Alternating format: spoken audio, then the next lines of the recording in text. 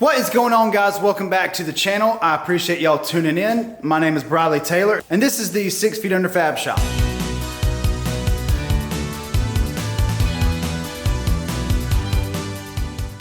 So I've been doing a ton of content on this little TJ Go-Kart build buggy thing, and tonight we're gonna start on doing something that I said I wasn't gonna do. And obviously by the thumbnail, you already know what it is. I'm gonna be swapping in an 8.8 and the internals out of a different Dana 30. I pretty much made up my mind that I was gonna keep running this Dana 35 in the rear. This is the factory Dana 35 that came in this. It has 373 gears, and I also welded it up, which is definitely not recommended for a Dana 35 on any size tire. So if you know anything about Jeep TJs, you know that a lot of them came with this Dana 35 axle. And this is probably one of the weakest axles that came in any Jeep. It is a C-clip axle, and what that means is it has C-clips inside of the differential, and basically that means that if the axle shaft breaks anywhere along here or along here, that the tire, the wheel, everything that is bolted to that axle shaft will exit the axle. So if I break the axle shaft right here, this whole thing can separate and leave you stranded. So I have wheeled it a little bit on my little rock pile behind my shop, and I can already tell that rear axle is not happy. And I really do not want to take this all the way to Tennessee in the fall with that Dana 35 and then just had me replace an axle shaft and try a trip instead of having a good time. So I actually really didn't pay anything for this 8.8. I got it in a trade, and I ended up doing some horse trading, and I got a Jeep TJ that had this rear axle in it along with this drive shaft. And then I sold all the parts off the Jeep, made all my money back and a little bit of profit. So honestly, I don't have really anything into this axle. And the same thing with the front. So this is a low pinion Dana 30, also that came out of that Wrangler. And both of these are geared to 410. So it is gonna be a little bit of a gear reduction. What I plan on doing is swapping the entire rear axle out, taking that axle, so taking that Dana 35 out and putting that 8.8 in. But for the front, I'm really thinking about keeping this Dana 30 in the front because this is also a low pinion. So the Dana 30 that is in this Jeep, I did some horse trading also, and I had welded on some C-gussets, and then I had welded on a truss and stuff like that for a customer. He wanted to run a high pinion axle instead of this low pinion. So I ended up doing some horse trading with him and got this axle and then swapped it in because this thing has like 0 lift. So the low pinion is fine. So what I plan on doing is taking the 410 gears and everything out internally in that Dana 30 and putting it in this Dana 30. You might be saying, oh, okay, so he's gonna be putting in new bearings and new races and everything like that. No, I'm not. I'm gonna be kind of doing this the cheapo way. I'm just going to try to use the bearings out of this Dana 30 and just swap them in and just see where it gets me. This is a off-road rig only. I'm not really gonna be driving this on the road a whole lot. It'll be fine, it'll be fine. So if this was gonna be a vehicle that I did drive on the road a whole lot, I would definitely be using new races and bearings, seals, the whole 9 yards. But for this, I don't really care, just because, I mean, look at it. Does it look like I really care about some bearings making some noise? And plus, I have a huge surprise. So whenever I get back from the Kart Wars with BleepinJeep, I have some awesome axles that we're gonna be putting into this, and it's definitely not gonna be a Dana 30. I just need the bearings and everything internally in that axle to last, just last through the summer, and then it can blow up and I don't care. So the first thing that I need to do is I need to get the go-kart on the lift and then start just breaking everything loose. I think I'm just gonna go ahead and swap out that rear axle, and then we'll go ahead and then we'll go to the front side. So obviously I have the Jeep up in the air, and so now I'm just going to go and just loosen. So what I like to do is I like to get the Jeep up in the air, keep the tires on it, and then I just take off all the nuts off the bolts, or at least loosen everything up. So then when I bring it back down, all I have to do is just pop them out with a rubber mallet, and then the whole axle will just roll out of the shop. So yeah, so now I'm just gonna start, I'm just gonna take off everything on the axle side. I'm basically just gonna leave everything. I'm just gonna leave the shocks, the control arms, and everything, the track bar, where they are, but I'm just gonna disconnect everything from the axle. And I'm not gonna bore y'all with me just taking the nuts off the bolt.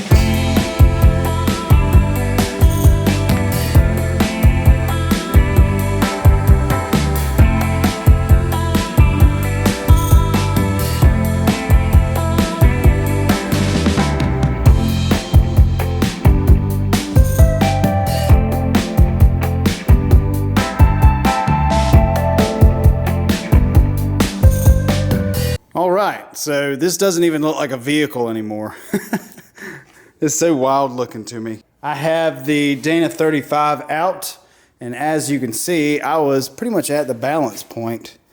I knew it was going to be close, and I was hoping that it wouldn't, but I did put a jack in the front just to catch it, just in case.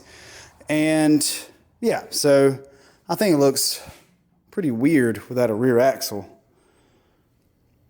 Like I said, it doesn't even look like a vehicle anymore. It honestly looks like a piece of scrap metal that somebody just like painted. So now I need to get this axle out of the way, and I need to get this 8.8 underneath here and start getting it ready to bolt in. So as you can see right here, I have the 8.8 placed underneath the Go-Kart, and I've got the jack supporting the pinion. And I'm going to, oh yeah, I did ratchet strap the Go-Kart down to the lift. That way it doesn't fall forward. So now I need to start lowering the Jeep down and just start getting some of these bolts in. It's even got the hard lines already ran, and it even has a brake line already attached to it. So, man, so good. Disc brakes in the rear. It's going to be so much better. This is definitely a huge upgrade for this thing.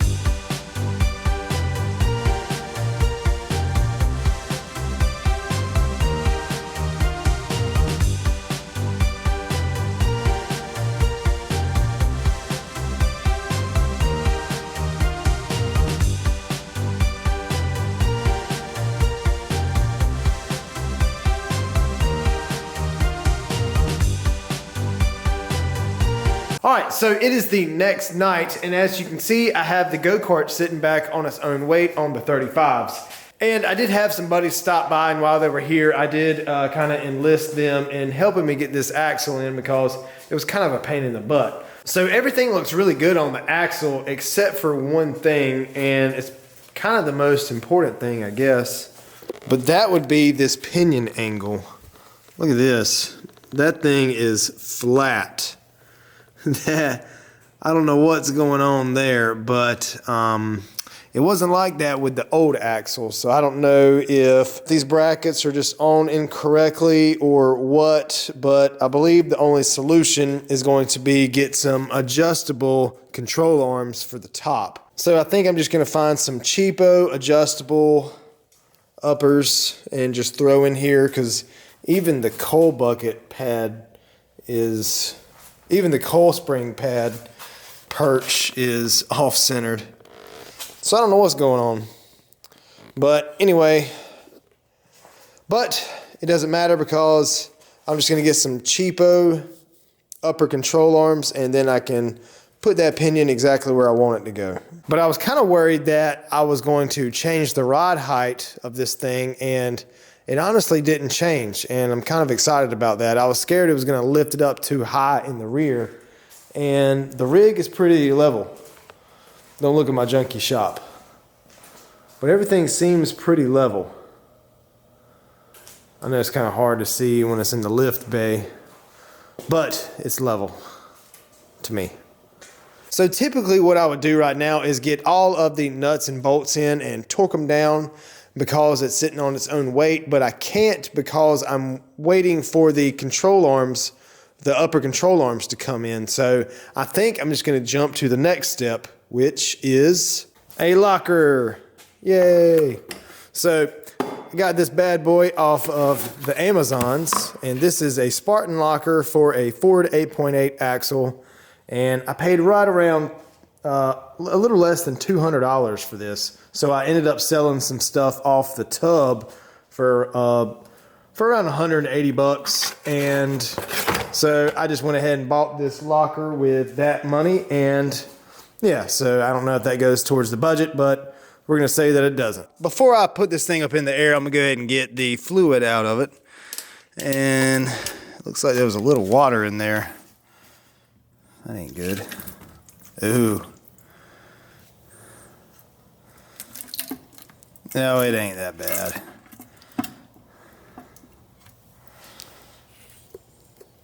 There's no chunks coming out. And it's not like a full-on Wendy's Frosty, so we're fine. I got Frosty treating you, Cecil. It does smell like Lieutenant Dan's legs, though. So now I'm probably going to spend the next 30 minutes cleaning all this out, because that is nasty in there. So I have the Jeep up in the air, and now I'm going to start working on getting the spider gears out. And so what I'm going to do is I'm going to start with this 8mm bolt right here for this cross pin, and go ahead and take that out. Oh, it's kind of tight.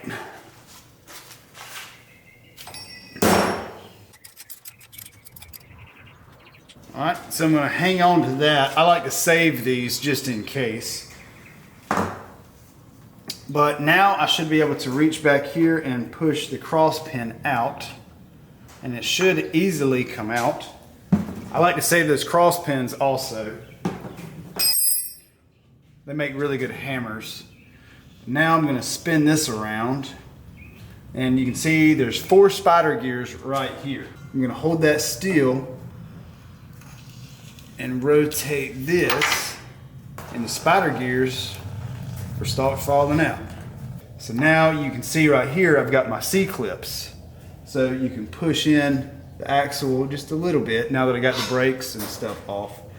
And actually I can get that C-clip off just by my hand. So you see that C-clip right there? Definitely hold on to that. We're going to be reusing it. Stay. So now I can push this axle shaft out a little further and get this spider gear out of the way. I'm gonna do the same thing for right here. Push, get the C-clip, just like that. Yeah.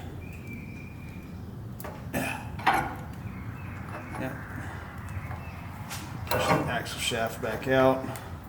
And, yep, so there's your thrust washer right there. Oh, that one stayed on. So, there we go. Right, so now I'm just going to come in here and clean everything up. Well, Amazon burnt me once again. So, this is what I bought from Amazon, the Ford 8.8 locker, and it did not come with all the parts. So it came with the cross pin and the locker itself, but it did not come with the caps and the springs. So I wish I just ordered this from East Coast Gear Supply, but I did have an Amazon credit, so I ended up just using that. And I really wish I just got it from East Coast Gear Supply. So if you buy one of these lockers, don't get it from Amazon. Don't use Amazon for anything. Now I'm going to have to wait a little bit. So I'm probably just going to start on the front. But on camera, I'm just going to do, but with the magic of editing, I'm going to keep continuing working on the locker. But in real life, I'm going to start working on the front. So it's been about 2 seconds for y'all, but it's been about 2 days for me. I did have to order this spring kit, and I found this off eBay, and hopefully it works. Now I'm going to go ahead and assemble everything for this locker, the Spartan locker. So I've got everything unboxed right here, and now I'm just gonna get my springs and caps out. Yeah. So this is what it comes with. This is what it should have come with. But so you have your caps right here, and then you have your springs. So what I like to do is take a little bit of grease on that spring and just pop it right in there and make sure it's seated. So that way, if I'm doing something, I'm kind of careless, if that spring pops out, these like to just disappear into Narnia. So we don't want that. And so now what I need to do is I'm going to take this piece of the locker right here, and I'm going to push it in that little slot, and you see how it has a hole right there. I'm going to take this little rod that comes with it, and I'm going to push in, and then I'm going to stick the rod in there, and that's going to hold it down. So this is under pressure, just so you know, but it has one right here, and then this side also has. I'm going to put red and tacky on all the springs and get them in the caps, and then pop them in there, and then we'll be ready to install this inside of this 8.8. Yeah. What I like to do with these rods that are sticking out, I like to, you see how there's a flat surface right here? I like to bend this down just like that. So you see how that one, you see how this one's kind of flat also, and that's really going to help with the installation of this locker. You'll see why in a couple minutes. To put a little bit of red and tacky on the back side of this, and the reason being is that I want it to hold it.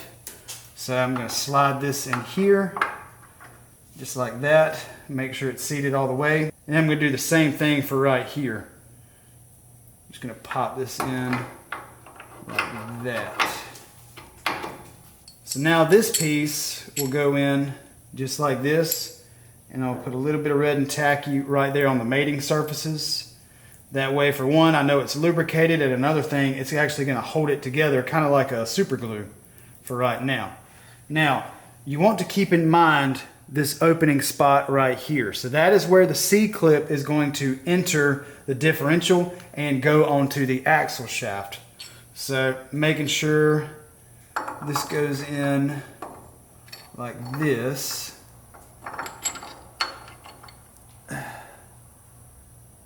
then, so you see I have an opening. You see I have an opening right there.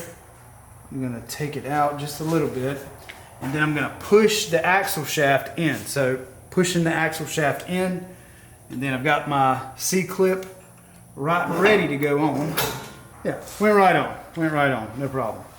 This side, the C-clip is a little more challenging, but basically you do the same thing. So you see you have an opening right there for the C-clip, and so this is going to go right along here. Let me put some red and tacky on her. So I'm just keeping in mind where that flat surface is right there. So I'm going to pop this into here. And so that area right there, see where it's kind of loose? That's going to give me just enough room to get the C-clip right in there. I got to push this axle shaft in. Now, right there. I got to get a screwdriver. Now that I have both C-clips in, I can remove these little rods, and what that's going to do is that's going to put tension on everything. And so I'm going to pop this out, and then that cap is going to release, and it's going to grab on to this other side. So there's two on this side, two on this side, and they're going to be pushing against each other. So you just got to make sure that this is all lined up, and you heard it click. So now I can rotate it this way. That one and this one. Boom. Sweet. So now I need to rotate this all the way around because I'm looking for the opening that has the cross pin bolt. So I'm going to spin the locker. Ow, my finger. I'm going to spin the locker to where that cross pin lines up. I can pull everything around. And you see the cross pin has a hole in it. And I'm just going to put a little bit of red and tacky on that. It should go right on in. Just like that. Sweet. So now I'm going to take the cross pin bolt and put it in like that. And just tighten it down. And I like to tighten these down pretty tight. I don't like to use red Loctite on these. A blue Loctite will be fine. But that's completely up to you. I just don't like using red Loctite because these do break and then you're cooked.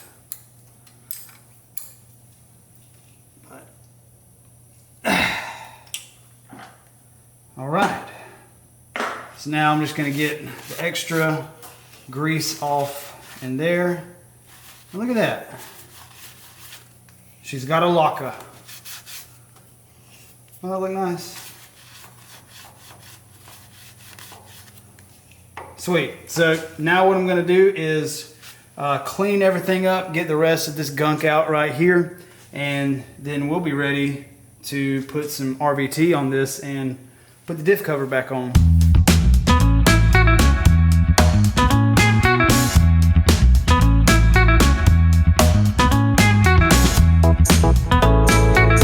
So it is the next night, and as you can see, I've got everything back together. I've got the diff cover on, I have the brakes on. While the Jeep is up in the air, I'm just gonna go ahead and hit these bolts, the upper control arm bolts, with my impact gun and break them loose. That way they're just a little bit easier. So I do have the Jeep down on its own weight, and what I'm gonna do now is take off the factory upper control arms. And these are the control arms that I bought. They look like they came off Temu. And these are something.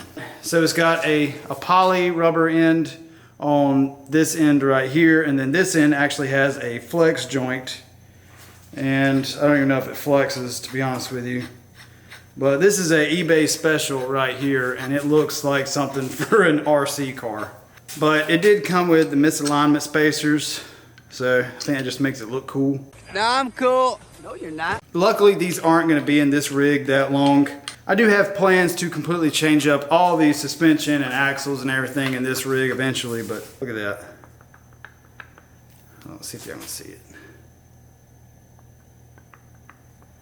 That's pretty good. That's what you want. But it's one of those things, you get what you pay for, and I didn't pay a whole lot, and I didn't get a whole lot. I'm going to take those arms out and then put a jack up under the pinion, pull it back, and get these in.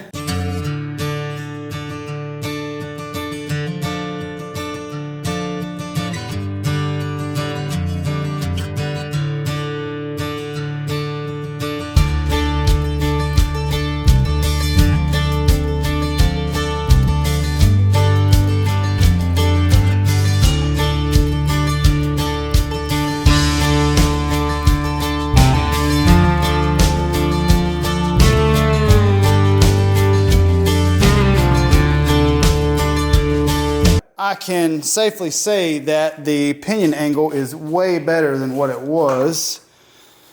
Let's see. So you can kind of see right in there where the pinion angle is not flat anymore, and it's pointed straight at the transfer case.